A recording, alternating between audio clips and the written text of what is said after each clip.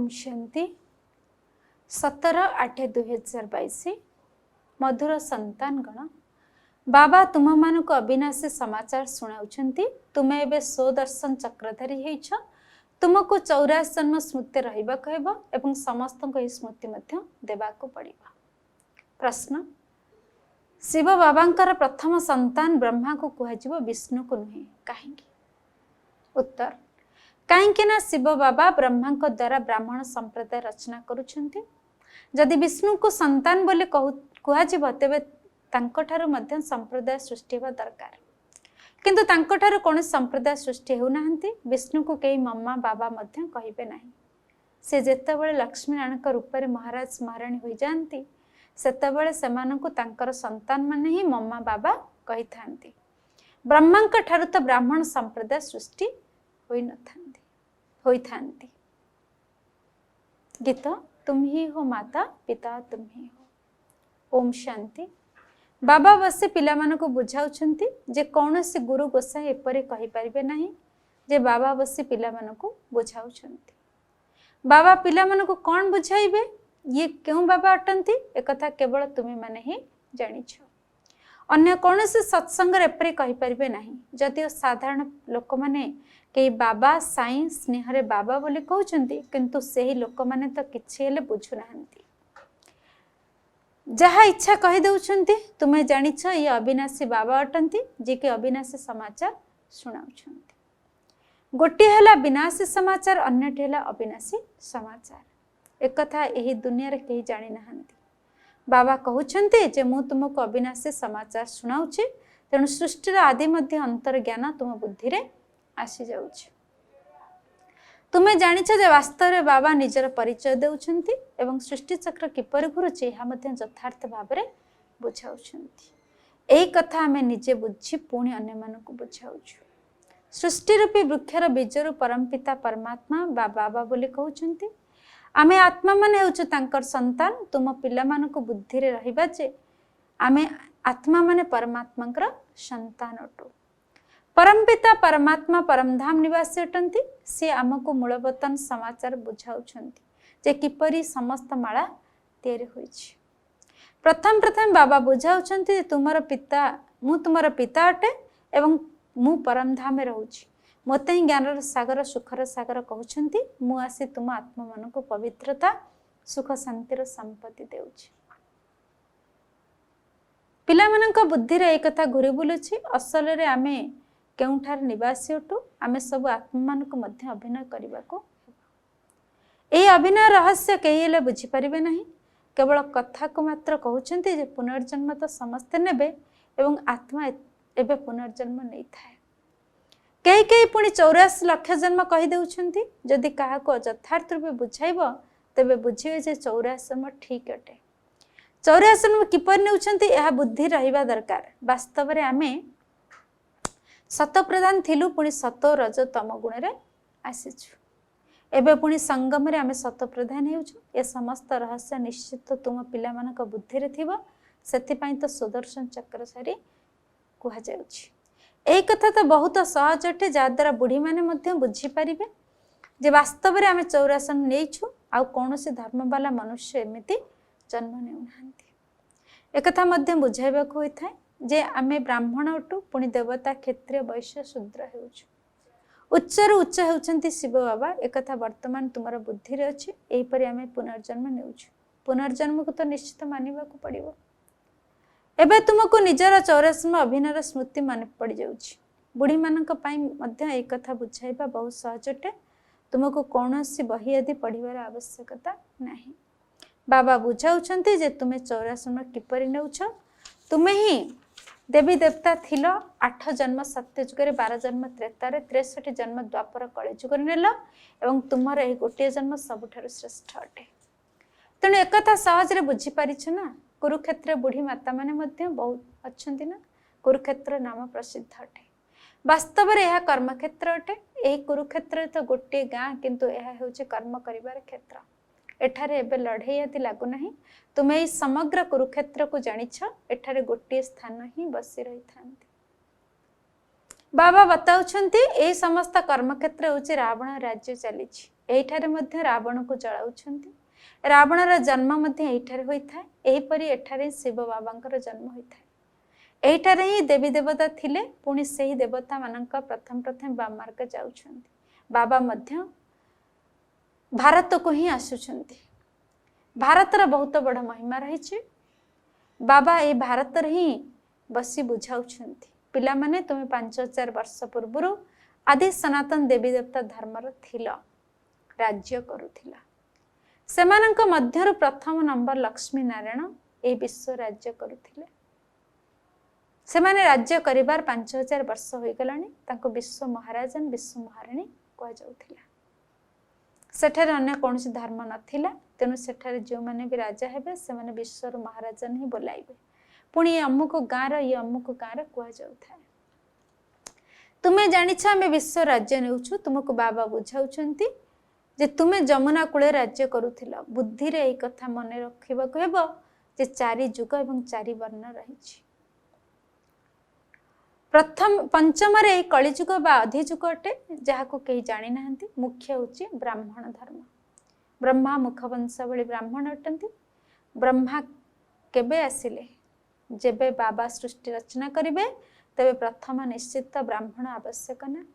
एमानरे प्रत्यक्ष भाव में ब्रह्मा मुखवंशावली ब्राह्मण। ब्रह्मा हेले शिव बाबांकर संतान।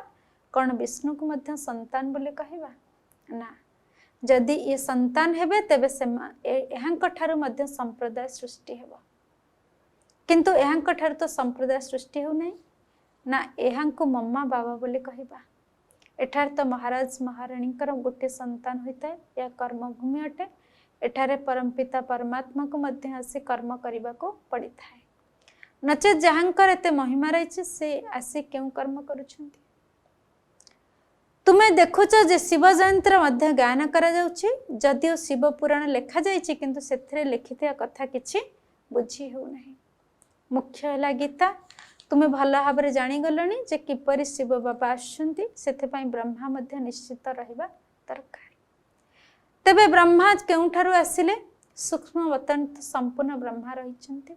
एई कथा नै लोके अटकी जाउछंती। ब्रह्मांकर कर्तव्य कौन। से सूक्ष्म वतन रही कौन करुथिवे। बाबा बुझाउछंती जे ये जेबे व्यक्त रूपे रहउछंती तेबे एहांक द्वारा मु ज्ञान देउछि। पुणी ए ज्ञान नै नै फरिश्ता होई जाउछि।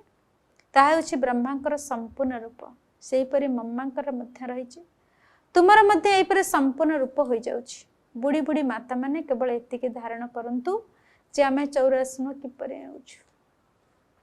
एकता मध्य बुझाई दिया जाउछि। बाबा हमको कर्म क्षेत्र को अभिनय करने को पठाई देउछंती। मुख द्वारा किछि कहू नाहंती। एहीपरि ही ड्रामा तैयारी होइछि। ड्रामा अनुसार प्रत्येक को निज निजर समय आसवा कहब। तेणु बाबा आसे बुझाउछंती जे सृष्टिर आदि रे प्रथम प्रथम किए आस्थिले। पुणी अंत समय किए थिले। अंत समय समस्त संप्रदाय जीर्णशीर्ण अवस्था को प्राप्त करिसेंती। किंतु एपरि नुहे जे प्रलय हो जाउछि। पुणी श्रीकृष्ण अंगुठी चुचुमी चुचुमी आसुछंती। बाबा ब्रह्मांक द्वारा नुआ संप्रदायर स्थापना करुछंती। एही परमपिता परमात्मा एही दैवी सृष्टि रचना किपरि करुछन ए कथा तुमे जानिछ। सेमान तो कृष्ण को भगवान बोली भाबुछंती। तुमे जानिछ बाबा ही पतित पावन अटंती। तेणु अंतिम समय पवित्र करने को आसिबे। जो माने कल्प पूर्वर पवित्र होइथिले सेई माने ही आसिबे। आसी ब्रह्मांकर मुख वंशावली हेबे एवं पुरुषार्थ करे शिव बाबांक ठारु संपत्ति नेबे। सी रचयिता ज्ञान सागर अटंती ना। तेबे संपत्ति बाबांक ठारु ही मिल परिबो। दादांको मध्य तांको ठारु ही संपत्ति मिलुछि। तांकर महिमा गायन करा जाउछि जे तुमैव मातस्स पिता। वास्तव रे से वास्तव सुख देला वाला अटंती। एक कथा मध्य तुमे माने जानिछ किंतु दुनिया जानि नाही। जेबे ठारु रावण राज्य आरंभ होइथाय सेबे ठारु ही दुख आरंभ होई जाइथाय। रावण समस्त को बुद्धिहीन कर देइथाय। बालक ठारे जेते पर्यंत विकार प्रवेशता होई न थाय ताको महात्मा समान कहि थांती। जेबे से सा बालक होई जाय तेबे लौकिक संबंधी ताको दुखर रास्ता बताउछंती। प्रथम रास्ता बताई थांती जे तुमको विवाह करबा कहबो। से माने कहंती जे लक्ष्मी नारायण एवं राम सीता कौन विवाह करना थिले। किंतु सेमानंको जणा नाही जे सेमानंकर पवित्र प्रवृत्ति मार्ग थिला। यह अपवित्र प्रवृत्ति मार्ग अटे। सेमाने तो पवित्र स्वर्गर मालिक थिले, आमे माने तो पतित नरकर मालिक उठु। ए ख्याल सेमानक बुद्धि रे आसु नाही। तुमे भारतर महिमा शुणाउछ जे कौन एक कथा भूली गलनी जे भारत स्वर्ग थिला, एठारे आदि सनातन देवी देवता धर्म थिला, समस्त पवित्र थिले। सेथिपाई तो अपवित्र माने तांका पाखरे मुंड नुआउछंती।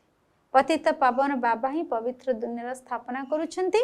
वास्तव रे भारत पवित्र थिला, एबे तो मुख द्वारा कहिलेनी जे आमे पतित अटु। जदि कौनसी लड़ाई आदि हुए तेबे शांति पाई यज्ञ रचना करंती। मंत्र मध्य एपरि जप करिथांती, किंतु शांतिर अर्थ बुझु नाहंती। यह मध्य बहुत सहज। जदि ईश्वर को पिता कहउछन तेबे एमाने संतान हेले ना, सी आम समस्तंकर पिता अटंती, तेणु आमे समस्ते भाई भाई हेलु ना। वास्तव रे आमे प्रजापिता ब्रह्मांकर मुख वंशावली भाई भौणी अटु। सत्य जुगरे तो मुख वंशावली होई न थाए, केवल संगम जुगरे मुख वंशावली हेबा द्वारा भाई भौणी बोलाउछु। बाबा कहउछंती मु कल्प कल्प धरी कल्पर संगम जुगरे साधारण वृद्ध सरे प्रवेश करुछि। जहांकर नाम पुणी ब्रह्मा रखुछि, जे पुणी ए ज्ञान को धारण करे अव्यक्त संपूर्ण ब्रह्मा होउछंती। सेई ब्रह्मा ही अटंती, तेणु एठारे द्वितीय ब्रह्मा कथा किछि नाही। ब्राह्मण पुणी से देवता होउछंती, पुणी चक्र लगाए अंतिम समय आसी शूद्र होउछंती। पुणी ब्रह्मा द्वारा बाबा ब्राह्मण रचना करुछंती। बुढ़ी मानक पाई मध्य ब्राह्मणी मानक परिश्रम करने को पड़िबो। आमे 84 चक्र पूरा करिछु, एक कथा तो बुझी पारुछु ना। बाबा कहउछंती मते याद कर। ए जोग अग्नि द्वारा ही विकर्म विनाश हो। बाबा सब आत्मा मानक कहउछंती जे मते याद कर। शिव बाबा कहउछंती हे भाग्यवान तारका माने, हे शालिग्राम माने, तुम मानक बुद्धि रे बाबा एही ज्ञान भरपूर करुछंती। आत्मा शुणुछि एवं परमात्मा बाबा ब्रह्मा मुख द्वारा शुणाउछंती। यदि ब्रह्मा द्वारा स्थापना हुए तेबे निश्चित ये मनुष्य ही होइथिबे एवं बुढ़ा मध्य होइथिबे। ब्रह्मा को मध्य सर्वदा बुढ़ा रूप में देखाई थांती। कृष्ण को छोट पिला बोली भाबु थांती, किंतु ब्रह्मा को केबे छोट पिला बोली कहिबे नाही। तांकर केबे बालक रूप तैयारी करिया थांती। जेपरि कि लक्ष्मी नारायण छोट बेलर चित्र देखांती नाही, सेहीपरि ब्रह्मा को मध्य देखाई न थांती। बाबा निजे कहउछंती जे मु बुद्ध सरे आसुछि। तेबे तुमे पिला मानकु मध्य एही मंत्र सुनाइबाको हेबो। शिव बाबा कहउछंती मते याद कर। शिवं को ओ ब्रह्मा को बाबा बोली कहउछंती, शंकर को केबे बाबा कहिबे नाही। सेमान तो शिव शंकर को मिसाई देउछंती। तेणु एई कथा मध्य बुद्धि रखिबाको हेबो जे आत्मा मानकर पिता एबे परम पिता परमात्मा आछंती। तेणु एहीपरि सहज कथा बुढ़ी मानक बुझाइबा दरकार। बाबा प्रश्न पचारुछंती जे कल्प पूर्व तुमको कौन करी गढ़ी, तेबे एपरि मात्र कुह जे सुदर्शन चक्रधारी होइथिलु। बाबा को यही सृष्टि चक्र को याद करने द्वारा तुम्हें आत्मिक विदेश को चली जीव। यही विदेश तो दूरदेश अटे ना। आमे आत्मा माने सब दूरदेश रहिला वाला अटु। आमर घर देख केउठी अछि, सूर्य चंद्र रो ऊर्ध्वरे, जेउठारे कौनसी दुख नहीं एवं तुम आत्मा मानकर घर कथा मने पड़ुछि। आमे सेठारे अशरीर रहुथलु, आमर शर नथिला। तेणु एहीपरि मने पकाई खुशी हेबा दरकार। एबे आमे निजर घर को जाउछु, बाबांकर घर अर्थात आमर घर। बाबा कहिछंती जे मते याद कर एवं निजर मुक्ति हमको मने पका। वैज्ञानिक माने तो आत्मा मानक बिल्कुल जानि नाहंती। बाबांकर दया आसुछि, जदि सेमानक कानरे किछि ज्ञान पड़िबो तेबे सेमाने मध्य शिव बाबा को याद करिवे एवं सेमानक देह अभिमान तुटी जीव। नररु नारायण हेबा पई या सत्य कथा अटे। जदि तुम्हें सत्य पिता को मने पकाइब तेबे तुम्हें सत्य राष्ट्र मालिक होई जीव। सत्य बाबा ही स्वर्ग स्थापना करुछंती। कहउछंती जे अन्य मानक ठारू बुद्धि जोग तुटा। तुम्हें 8 घंटा सरकारी चाकरी करुछ, ताठारू मध्य बहुत उच्च रोजगार अटे। केउ आड़े भी जाओ, बुद्धि द्वारा यही कथा याद करबा कहबो, तुम्हें माने कर्मयोगी अट। बाबा केते सहजरे बुझाउछंती। ब्रह्मा बाबा कहउछंती जे बुढ़ी मानकु देखि मु खुशी होई थाए, काहेकि ना एमाने मध्य हमर समसाथी अटंती ना। मु मालिक हेबी एवं मोर समसाथी माने मालिक हेबे नाही, या मध्य ठीक नुहे। बाबा हेउछंती अविनाशी ज्ञान सर्जन। ज्ञान इंजेक्शन सद्गुरु देले अज्ञान अंधार विनाश हुए। वर्तमान तुमर अज्ञान दूर होइछि, तुम बुद्धि रे ज्ञान आसी जाइछि, तुमे सब किछि जानि गलनी। अच्छा, धारणा पाई मुख्य सारांश 1 नंबर, श्रेष्ठ आमदानी करिबा पाई बुद्धिर जोग आउ सबडु तुटाई एक बाबांक साथे जोड़िबा को हेबो। सत्य पिता को याद करी सत्य खंडर मालिक हेबा को हेबो। 2 नंबर, जेपरि ब्रह्मा बाबा ज्ञान को धारण करी संपूर्ण होइछंती, सेही परि बाबांक सदृश संपूर्ण हेबार अछि। वरदान, अतुट निश्चय आधार विजयर अनुभव करुथिबा सदा हर्षित एवं निश्चिंत हुआ। निश्चयर चिन्ह है मन वचन कर्म तथा संबंध संपर्क प्रत्येक कथार सहजरे विजयी हेबा। जोठार निश्चय अतुट सेठार विजयर निर्धार्य अटल होइथाय। एहीपरि निश्चय बुद्धि आत्मा ही सदा सर्वदा हर्षित एवं निश्चिंत रही थांती। कौनसी कथार या कौन या कहीं किपरि करबा मध्य चिंतार लक्षण। किंतु निश्चय बुद्धि निश्चिंत आत्मा मानकर स्लोगान है, जहा है भल है, जहा होउछि भल होउछि, आगुक मध्य भल हेबा। सेमाने खराब परिस्थिति मध्य भल अनुभव करिवे। चिंता काहाकू कुहा जाए सेमानकू जणा नथिबा। स्लोगान, जदि सर्वदा प्रसन्नचित स्थिति रहिबाकू चाहुच तेबे बुद्धि रूपी कंप्यूटर रे फुल स्टॉप अर्थात बिंदुर मात्रा लगाओ। अच्छा, ओम शांति।